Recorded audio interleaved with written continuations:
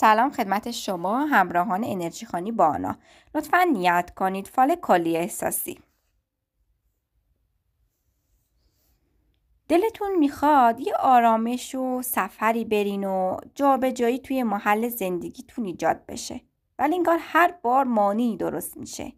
به زودی پول قابل توجهی دریافت میکنی. شخصی از شما تقاضا و خواسته و کمکی میخواد که باید اول سبک سنگین کنید تا باعث لطمه به زندگیتون نشه. اگه در حال تحصیل علم و دانش هستین براتون ترفیع و پیشرفت و موفقیت در زمینه تحصیلیتون دیده میشه. از لحاظ مالی از شخصی حمایت مالی میشید که در زمان کوتاهی جواب بله دریافت میکنید، ولی مراقب باشید به موقع قرض خودتون رو پرداخت کنید تا دردسر براتون درست نشه. برای مجردین و کسانی که دوست یا رابطه احساسی ندارن یه پیشنهاد عشقی دیده میشه که سعی کنید زود قبول نکنید. تو روابط احساسیتون دلتنگشین و فاصله‌ای بینتون افتاده که به خاطر بدگویی یکی از نزدیکانتونه، ولی به زودی سوء تفاهمات برطرف میشه و رابطتون بهتر و گرمتر میشه.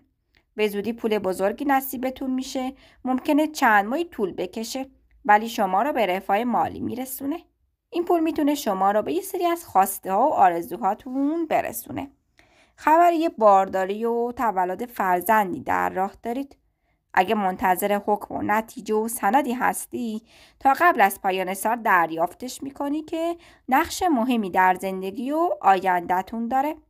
اگه مجردی یا مجرد در خانواده داری شرایط خواستگاری و عقد مهیا میشه. تو روابط احساسیتون براتون رقیب میبینم، دلتنگی دو طرفه و یه اتفاق خوب و خوشحال کننده در پیش دارید. توی کاری که انجام میدید یه برگ برنده شانستون رو 2 برابر میکنه. انگار اون چیزی اتفاق میفته که خودتون میخواستین و انتظارش رو داشتید و گره‌ای که تو کار و زندگیتون افتاده زودتر از اون چیزی که تصورش رو داشتین باز میشه. با اینکه الان ناراحتین ولی یکم صبر کنین تا این معجزه عالی رو شاهد باشید. توی دلتون نسبت به شخصی علاقه و عشقی دارید که این عشق بیشتر دچار مشکلاتی براتون میشه.